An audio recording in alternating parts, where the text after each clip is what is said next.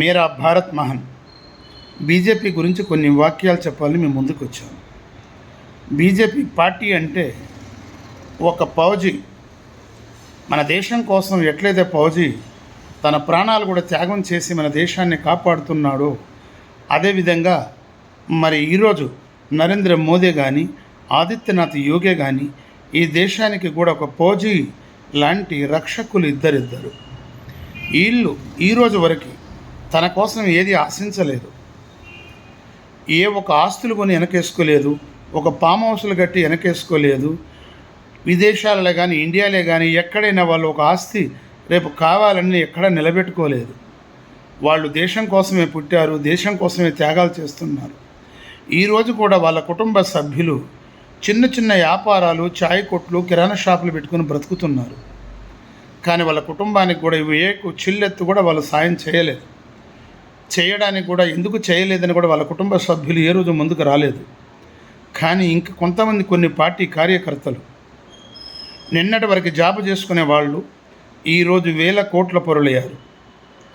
నిన్నటి వరకు రోడ్డు మీద కూలి పని చేసేవాళ్ళు వేలాది కోట్లకు అధిపతులయ్యారు.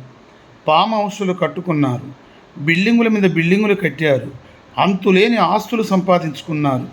వాళ్ళ కుటుంబాలతో సహా వాళ్ళ అల్లుళ్ళు, వాళ్ళ బిడ్డళ్ళు, వాళ్ళ కొడుకులు, వాళ్ళ బలగాలు అందరూ కూడా కొన్ని వేల కోట్లు రాబోయే 100 తరాలు కూడా కూర్చొని తిన్న తరుగుడు పోవు అంత ఆస్తుపాస్తులు సంపాదించుకున్నారు.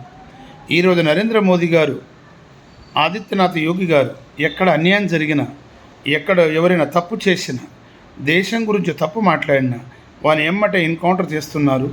కోర్టు వెయిట్ కోసం చూస్తలేదు. పోలీసు ఆ చట్టంకి శిక్ష ఇచ్చేంతవరకు ఆగట్లేదు. వాళ్ళ ఇళ్లతో సహా డోజర్ పెట్టి సాఫ్ చేస్తున్నారు.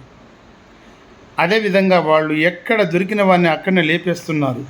మరొకసారి ఇంకొకడు ఇలాంటి నేరాలు చేయకూడదని, చేసిన వాడికి ఇలాంటి శిక్ష పడాలని భయపడుతున్నారు. దేశద్రోహులు, ఉగ్రవాదులు, మరి దేశం మీద తప్పుడుగా మాట్లాడేవాళ్ళు, బయట రాజ్యాల నుంచి వచ్చిన దేశం నుంచి ఇన్ఫర్మేషన్ బయటికి పంపేవాళ్ళని ఎవరిని కూడా బ్రతకనిస్తలేదు. అది ఈరోజు వరకు వాళ్ళు చేసే ప్రతి ఒక్క పని దేశం కోసం. కానీ మిగతా నాయకులు కూడబెట్టుకుంటున్నారు, మనందరినీ అప్పుల పాలు చేశారు. కానీ వాళ్ళు అలా చేయలేరు. ఉంటున్న మరొక వీడియో.